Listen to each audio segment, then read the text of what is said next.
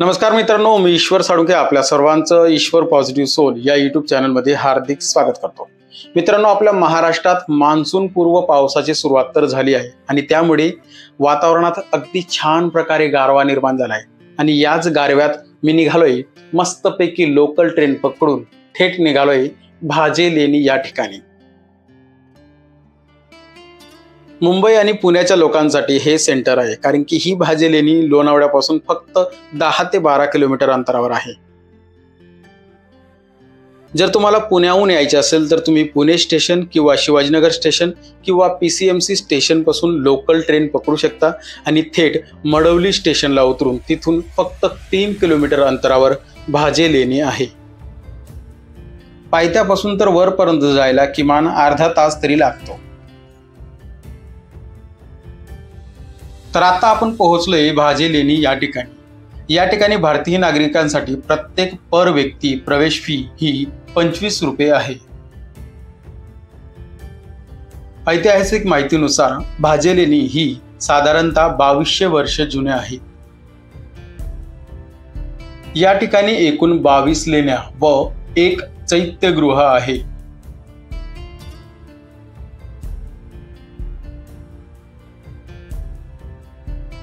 आता आपण आलो आहोत मुख्य चैत्यगृह या ठिकाणी।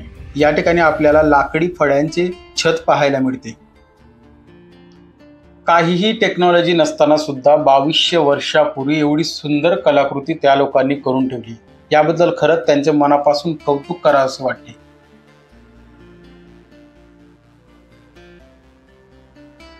या चैत्यगृहातील आणखी एक वैशिष्ट्य म्हणजे या चैत्यगृहातील जे काही स्तंभ आहेत ते गोलाकार नसून षटकोनी आकारात आहे।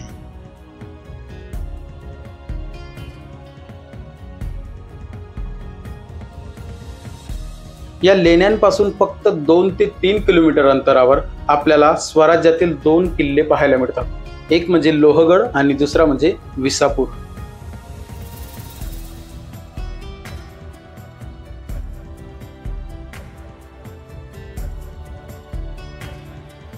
या प्रत्येक कलाकृतीसाठी किंवा कोरीव कामासाठी त्यांनी कितीतरी वेळ घातला असेल आणि तेव्हा कुठे जाऊन आपल्याला या प्रकारची कलाकृती पाहायला मिळते। त्या काळी भिक्षूंना राहण्यासाठी विहारे सुद्धा बनवण्यात आलेली होती।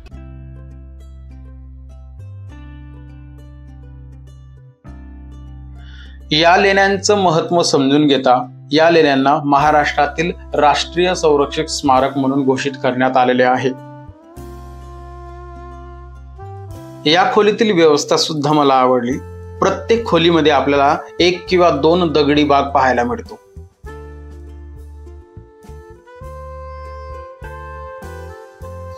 जे कोणी इतिहास प्रेमी आहे किंवा ज्यांना इतिहासात रुची आहे त्यांनी या भाजे लेणीला नक्की व्हिजिट करावे, कारण की आपला भारताचा व तसेच महाराष्ट्राचा इतिहास हा प्रगल्भ आहे।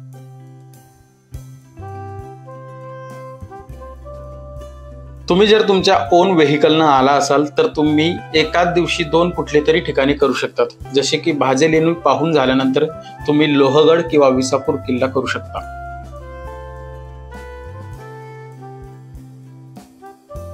ठिकठिकाणी आपल्याला पाण्याचे तळे किंवा पाण्याच्या टाक्या सुद्धा आपल्याला या ठिकाणी पाहायला मिळतात।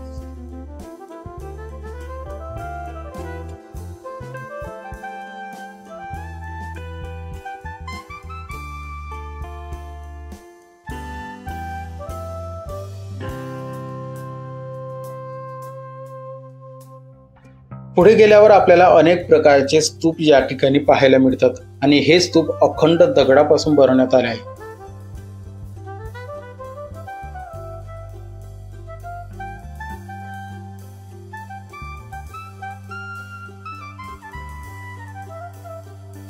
अशा प्रकारची कलाकृती आम्ही सगळ्यांनी पहिल्यांदा पाहिली होती, म्हणून आम्ही सगळेजण अतिशय कुतूहलाने त्याकडे बघत होतो।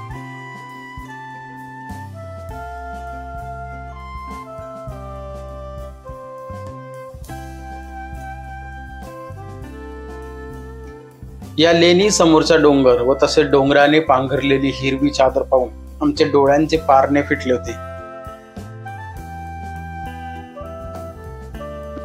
मित्रांनो, प्रत्येक व्हिडिओ बनवण्यामागे खूप सारी मेहनत असते, जसे की रेकॉर्डिंग, एडिटिंग आणि यासाठी प्रचंड टाइम लागतो। तुम्हाला जर माझी ही मेहनत आवडली असेल तर कृपया व्हिडिओला लाईक करा आणि आपल्या चॅनलला नक्की सबस्क्राईब करा।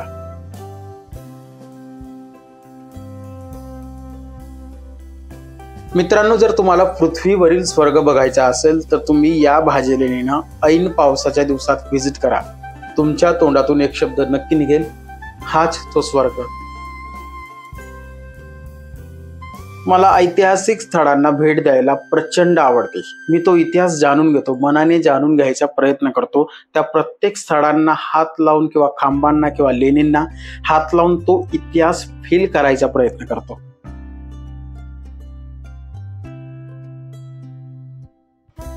तर मित्रांनो, आजच्या व्हिडिओमध्ये आपण इथेच थांबू। चॅनलला सबस्क्राईब केले नसेल तर सबस्क्राईब करा। पुन्हा एकदा भेटू नवीन ब्लॉगमध्ये। तोपर्यंत सर्वांना मनापासून धन्यवाद। जय हिंद, जय महाराष्ट्र।